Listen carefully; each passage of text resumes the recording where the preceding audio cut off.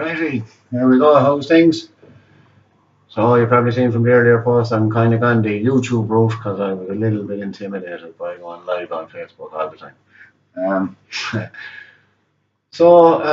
yeah, these videos now are probably going to end up being a little bit longer, like kind of the half an hour mark or whatever. But feel free to fast forward or not watch it or do watch it or whatever the hell you want. So what I'm doing today anyway is I'm going doing chicken and sweet potato and apple rosti with mango salsa. So I'm going to stuff the chicken with a few different types of cheese and that. So what I'm going to start on first is the rosti, and that's going to involve a whole load of grating, and it's probably going to be the thing that takes the longest. Even cooking the rosti probably taking around the same amount of time as the chicken in the oven. The chicken takes about 20 minutes or thereabouts, and rosti will be similar. I'm going to seal it off in the pan and all that first. So what I'm putting in the rosti is a sweet potato. I won't use all that, probably half of that's a big old one. So I'm going to grate half of that.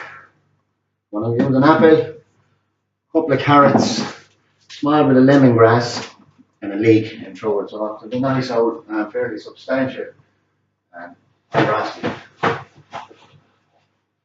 I'm also going to use an egg into it to bind the whole thing. So I'm going to make a starter anyway, and like I said, there we go. Peel this banana first. So I don't know about half of this, like I said. It's a pretty big lad. I'm just going to peel half of it, cling wrap the other half of it, and back into the fridge with it. And these hold a lot better than ordinary spuds. They don't go black like they do. And so with the water and starch. Love sweet potatoes, very versatile. Yeah. I'm just going to get rid of that old crap there. I'm glad the page is proving to be a bit popular. It's nice to see people trying out new things with foods and whatnot. You know, it's nice to see they're getting a bit experimental and trying out a few recipes and whatnot. Can't be a cooking at home really get into it. You can't be at a home cooked meal, and hate these graters. That's the worst thing about cooking at home. When I'm used to cooking in kitchens and all of that, and professional equipment, and then when you're going back to the old household stuff. I'd rather be honest. More elbow grease involved. There it is. Like I said, the rosti, it's hard to, you won't really know what I'm on about when you see the whole thing kind of taking shape. Rostis are lovely. In the most basic form, it's just a spud where you grate it with a bit of egg and some salt and pepper and throw it and squeeze it all together in and make a bit of a patty out of it, and you fry it off on the pan on either side and then finish it in the oven. Tastes a bit like, with an ordinary potato, it tastes a bit like a roast potato or maybe even a little bit like a homemade chip or something, but without absorbing all the fat from the deep fryer, you know.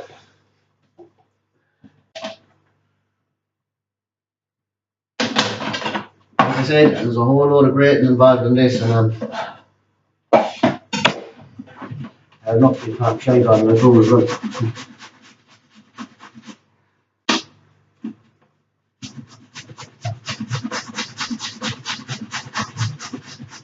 And again, these things can be made in advance.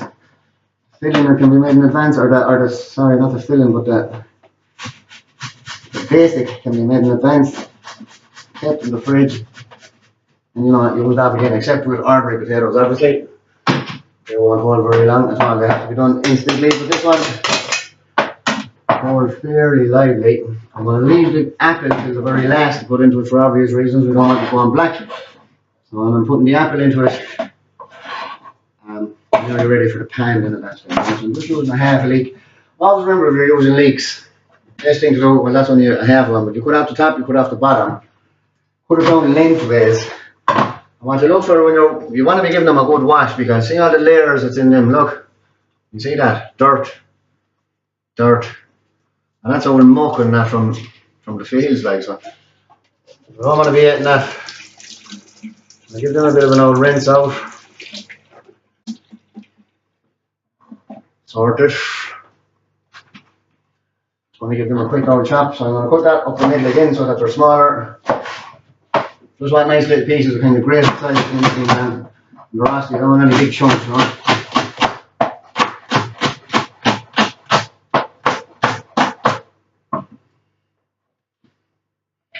And like I said, I ain't purporting to be any old Gordon Ramsay or looking for a celebrity chefs or Michelin stars that night. My only purpose in this page and this whole thing is just you know, two ideas for people, ordinary old people like myself, like yourself, and just to get away from the same old thing at home all the time, you know, mashed potatoes and two veg and gravy and all that old shite all the time. So, you know, why not do something exciting every now and again? You'll see from the length of this video or whatever, I should have the whole thing prepped in kind of 10 or 15 minutes probably. And the cooking then probably another 20 minutes on top of that. So, you know, half an hour, 35 minutes. Nice, clean, fresh, home cooked, clean, healthy meal in half an hour or whatever, you know. People get very daunted by these type of things, you know, that are off-put. There's a bit of work involved in it. It's not that people are off-put by the work, but maybe a little bit off-put by the prep that goes into it. Alright, you're a chef and whatnot, but it doesn't involve much, like bit of chopping, a bit of peeling, a bit of here and there, you know, and you know, like I was saying in a previous video there on my page on Facebook, these are the type of dishes now that will totally utilise the cheaper things you can buy in the shop. Not that expensive, they're not going into this, and a carrot, leek, a bit of a, what you call it, a sweet potato, an apple, not a whole lot. Lemongrass, if you never used it before, delicious, subtle, lovely flavour of it. What do I do with it? That bit down the bottom there, that fleshy bit, off with that. Look to that. See them all strings and whatnot? Not strings, but what you call it, old. So that's basically what you're looking for. I'm just going to give that a bit of a rinse. What you should be doing with this is either chop it up real fine or bait it with a rolling pin. You want to batter it and release some of the lovely flavours out of the lemongrass. Oh man, lovely, lovely lemony scent off that. Lovely. And that's what you want. You want to be releasing that smell, that flavour. Them up as fine as I can. There with that.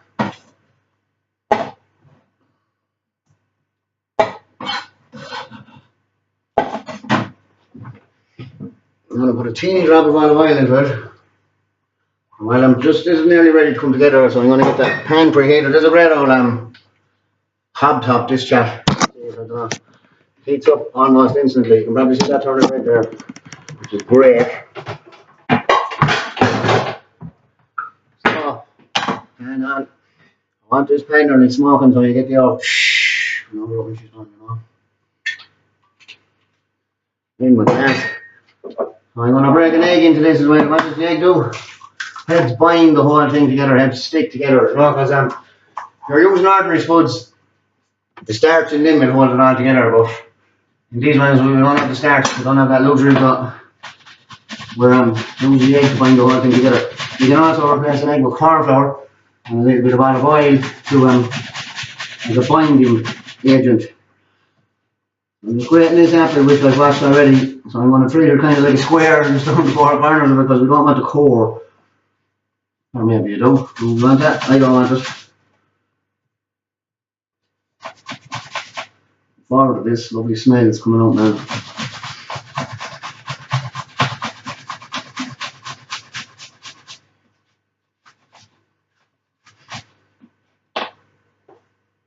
Now I'm going to be stating the obvious here, but obviously when you're doing any of these things, clean hands.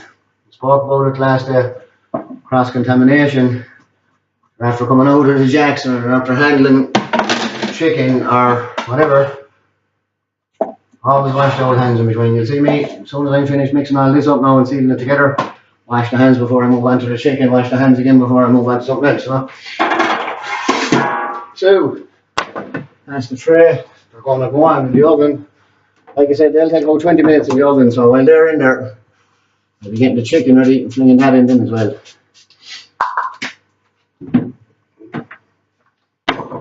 So, what are we in here? A half a sweet potato, carrot, leek, red apple, and an egg on the old battered lemongrass. I'm going to put a small bit of salt and pepper in here now as well. Just mix it up a little bit first. Oh man, that smells good.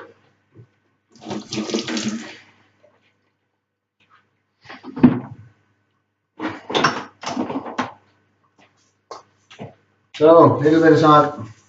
Not mad and stuff. A lot of Germany give out about salt, but sometimes you need it. Nice drop of black pepper. So, what I'm hoping to get out, what you want to be getting out of this is you squeeze it together, it kind of stays together somewhat, kind of smoking there now. So what am I going to do? Can you see that roast? That's what I'm looking at there now, the rosti, and that's going to go onto that lad there. Try and get the 3 of them onto the pan for a bit of time. 3 of them there, 3 rostis. There's 10 in it, make 10 of them, whatever you know yourself.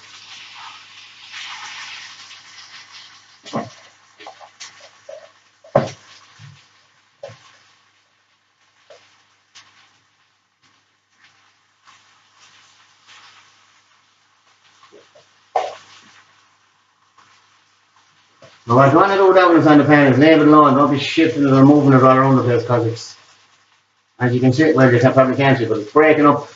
It can go all over the place. So what I want is to give it a couple of minutes or 2 on that till the bottom of the egg and all of that will cook on the bottom. It's going to seal the bottom of it so that it's nice and solid. You'll to get the egg slice in underneath, then I'll flip it over onto the other side. Yeah? I don't know why I'm leaving the press on when I'm talking. Wow, lovely, very lovely.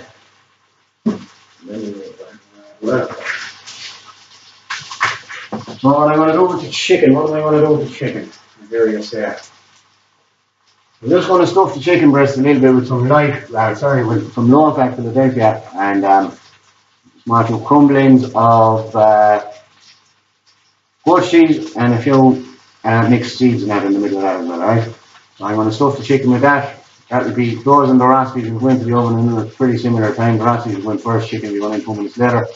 I'm looking at kind of about 20 minutes after that. What I'm going to do in the meantime, I'm going to make my salsa, which is mango salsa.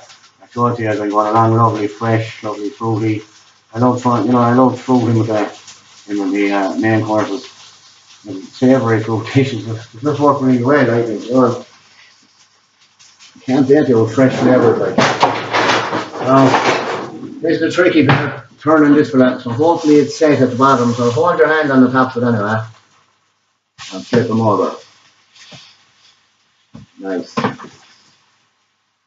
Same with this one. And flip them over. Lift and that. And over with him.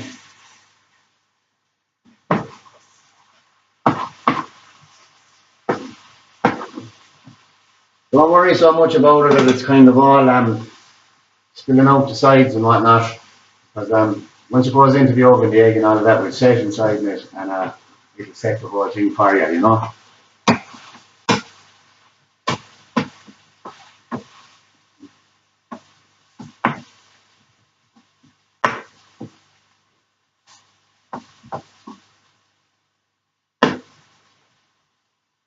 Yeah, so just waiting on these bad boys. They're nearly there now, ready to go into the tray into the oven. There's a bit of a wipe down them. Right, that's going onto the tray. I'll show you them now in a minute before I put them into the oven. And obviously, you'll see them when they're coming out of the oven. So again, as you can see, there's bits falling off it and all that, and that's alright. That's alright. Just scoop them up, stick them back on it, pat it down.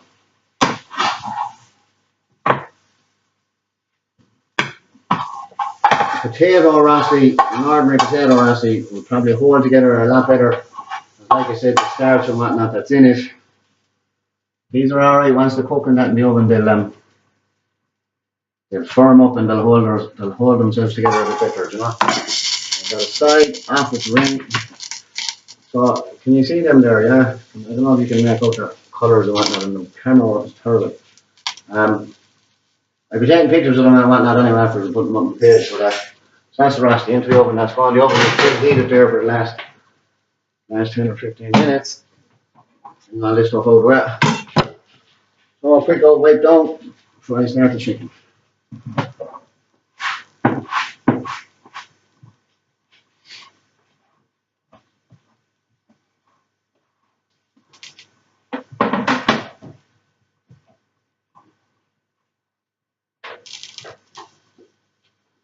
So I'm going to flip the chopping board. I'm already using the same side again. We were talking about cross contamination and that there last year.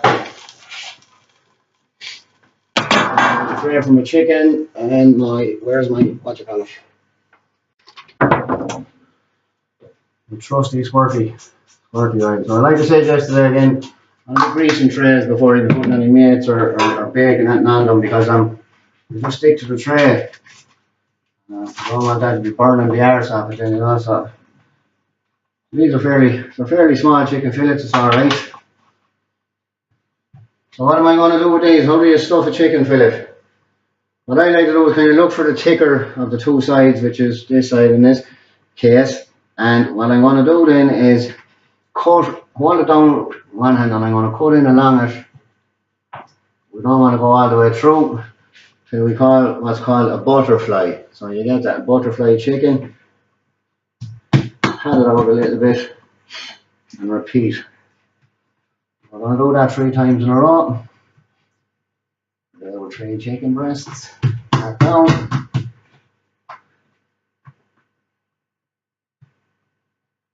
And pat down.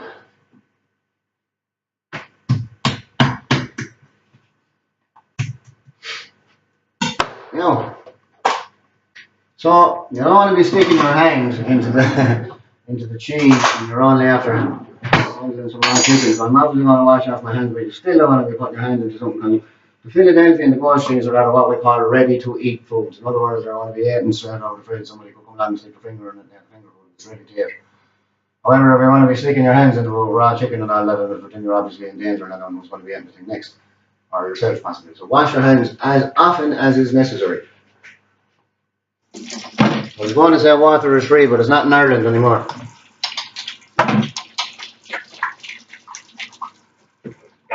So, hand washed.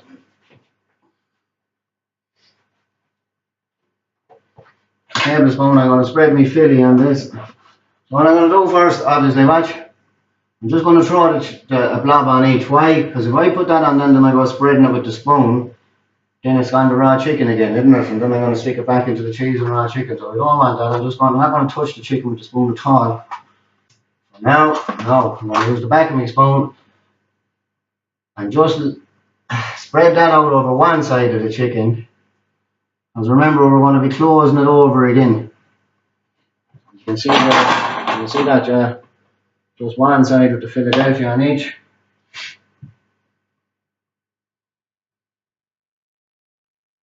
Off that Philadelphia, by the way. Big goat cheese.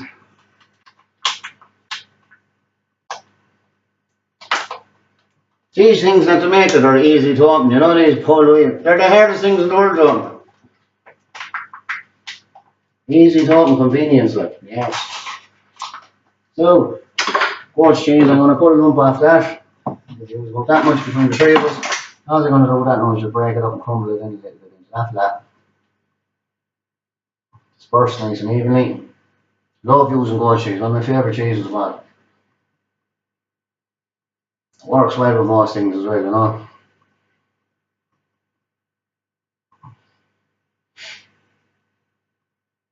That's that, lad.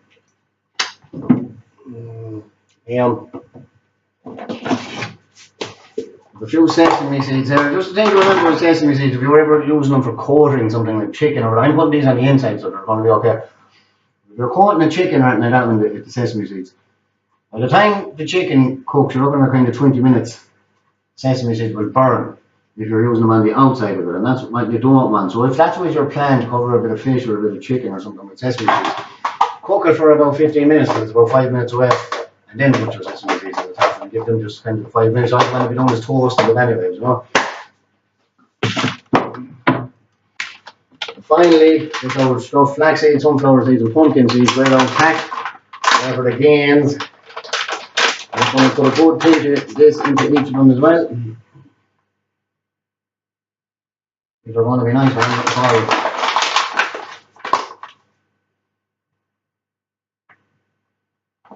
That. So now I'm just going to fold over the chicken again.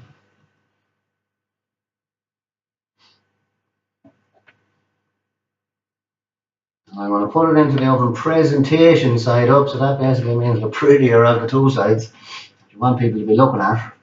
That side up, onto my grease tray. 3 chicken fillets, stuff with Philadelphia, goat cheese, sesame seeds, and the mixed bag of cheese into the oven. This was gone over.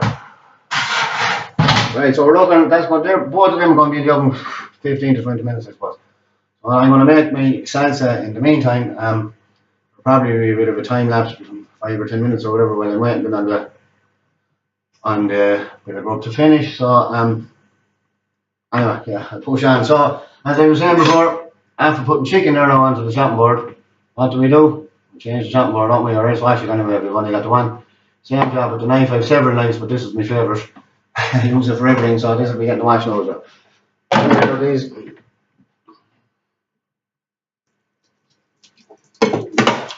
And of course, while you're at it, wash the loaves, because you're after handling raw chicken as well. So, I know the way.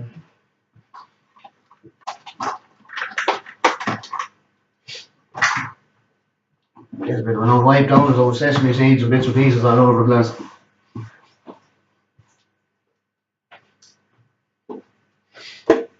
Bit of the old empty back, because it's chicken after all. You can't be too careful. You don't want to be spending the night on the jacks and blaming Jimmy Ruffley watching that. I'm fucking bollocks me that old video there and I'm on the jacks all night. So I'm going to use a separate chopping board on it for salsa. There with that. And probably, I'd say about that size will probably do me, yeah. So, what am I putting in the salsa? I'm going to put maybe a quarter of a bell pepper, maybe half of the mango, tomato, some lime juice, some lime zest, small bit of fresh ginger grated, onion, and a bit of grated carrot again. Yeah. So what we're looking for in the salsa is not necessarily a fine dice, but not a big dice either. A reasonably small dice I'll show you in a second. So let's just start off with pepper. I'm just going to use that much of the pepper. So again, sharp knife. You need a sharp knife. Invest or get your own man sharpened.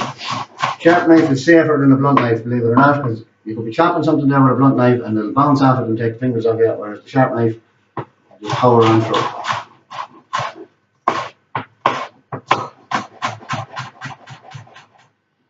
Oh, there's the pepper, guys.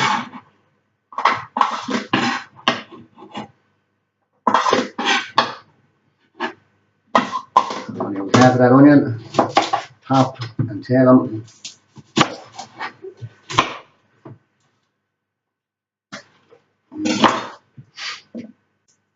Okay. There's another little bit of useless information. Whenever you're peeling your onions, sometimes you might see a bit of shiny skin on the outside of it. That's basically an old layer of skin about to turn into, or an old layer of onion about to turn into skin, and it's largely inedible and pretty tough. So peel it off and fling it away. Nice onion.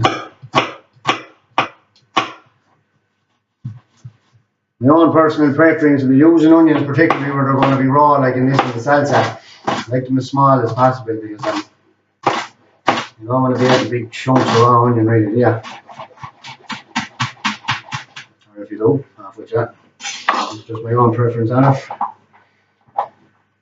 Nice onion going in there. Mango. again, top and tail them.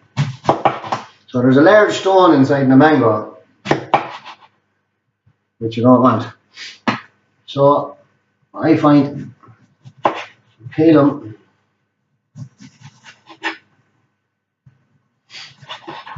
The thing with the mango is it's not always easy to know where the stone is. It's not exactly in the centre, it's not exactly at the top of it, it's not exactly on the bottom of it, not on the left side, not on the right side. They're a bit unique or they're a little bit individual, so sometimes you have to go looking for it. The knife will tell you where it is every time, but you won't be able to cut through it. So what I do with mangoes is I just like to shave around the outside of them, strips, until we get to the stone. See there, it's getting close there, you can touch it, turn her over, go to the other side, it's right there now, I can feel it right there. Again over to the other side, big old stone in this one. You just keep going back in as long as the knife is allowed to go through and removing the flesh from the mango, that's what we want.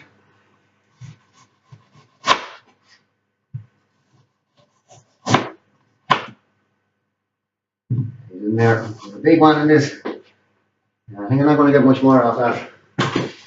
And again, treat that the same way, just put into strips and from there into that. Fairly up to yourself as many dice you like. I like to keep them fairly small for salsas. You can go and knock yourself out literally when you're making salsas with flavourings. You know, work to your own preference. Don't do if you want to work to recipes or whatever. But as you grow along and as you're getting more confident with things, you know, start experimenting yourself. The likes of this one here, which is going to have mango and lime and that in it, so it's going to be very fresh, kind of zingy, bit of sweet in it as well. So what would go really well with this is some chili, fresh chilies or ground or whatever. As I said before a few million times, I'm a pure lightweight when it comes to heat, so I won't be putting much chili into this. But I may put a tiny little bit. I'm just not everywhere. I get pins and needles in my face and everything when getting chili out of it.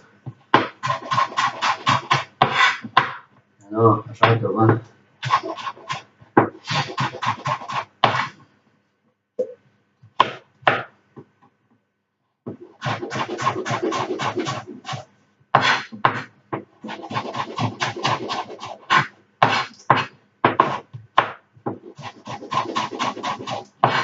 Has anyone tried any of the recipes right off the page yet? I know Rachel Madden said she was going to find a curry there the other day, but she never got back to me, so it must have been a disaster, or else she lost her internet connection, one or the two. Hope it wasn't a disaster. That boy isn't going to be big enough to transfer that into something else. I'm into this kind of it'll be a bit bigger than anticipated, but it's okay, it'll be F. Like I said before, whenever you make too many of these things, too much of it, put it in the fridge, man, eat it again. Leftovers, not a thing in the world wrong with them. So again, I'm going to go with a bit of tomato concasse like I did before. So just cut the tomato into quarters, just run the knife in along the inside of it, take the skin out of it. Classically speaking, you're supposed to take the skin off them as well for tomato concasse, but I don't think I got time for that. Like, it's not really that necessary. I don't mind the skin on the tomato at all. So that's the tomato de-seeded. I get rid of that. Same job, put into nice little dice.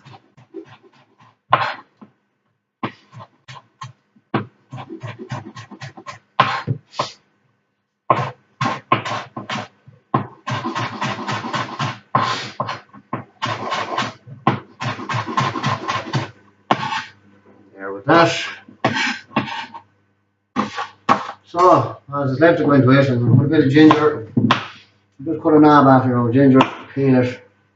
I absolutely adore fresh ginger. I love it. The smells, the flavours, it's so fresh, man. It's beautiful, beautiful. What did I do with my grater, my trusty grater?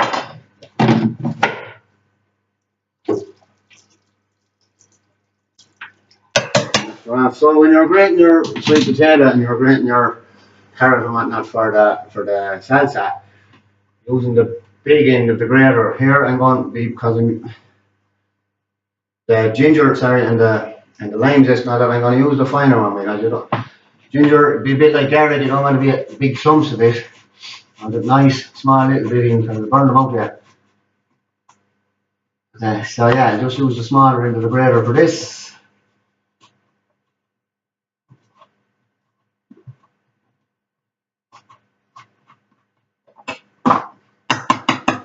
The grater of pat, because you get all of that bit stuck. And smells good. And the carrot, only a small little line. I'm putting carrots and everything this week, because I bought a bag of them there on the veg shop last week, and not finding on the size of it. $1.99. The best size I've learned at the end of the week.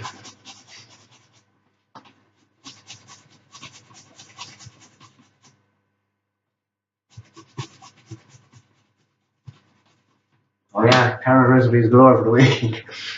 The rabbits and everything thrown in. And again, slap with a knife, get the little bits off.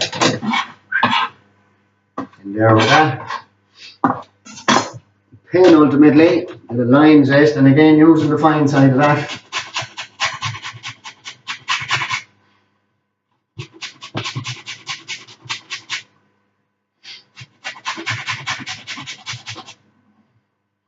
Lime, I find for myself, is one of those things that lovely flavours, again, like a bit like the ginger, that lovely freshness of it, that lovely zingness of it. But for me, I don't know about you, I find too much of it. You know, you can overdo it a little bit with it, and it just kind of dominates in and takes over. And for me, I wouldn't be mad at that. I like, especially with a salsa like this, you want to be able to taste everything that's in it. So I have to cut the lime in half. I'm just going to take the juice out of that. And there with it.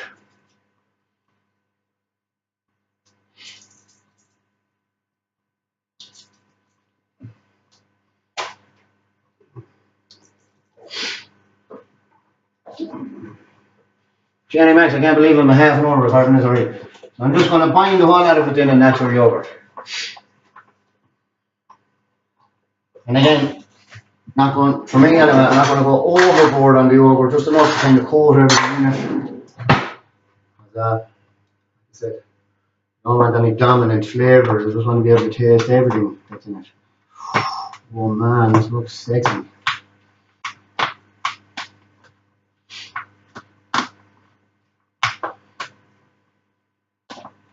I get very excited by food. Probably wouldn't think so to look at me. Skinny of the red. So look at that. Can you see that? We'll take the lights again. Can you see that? Colours and all that. I'm going to have to have a taste of that now because it looks. Oh man. Nice. Nice. Oh. That's pretty much it. Chicken's in the oven, rostis are in the oven. That's just going to go into the fridge and wait for me. While we're waiting on the other bit. We're looking at about. Yeah, we're not looking at too long, Colin. Say 5 or 10 minutes. Probably to finish the whole thing. So what I'm going to do is yeah, I'll stop this now. I'll upload it and I'll have another small bit of a one then when I'm putting the whole lot together.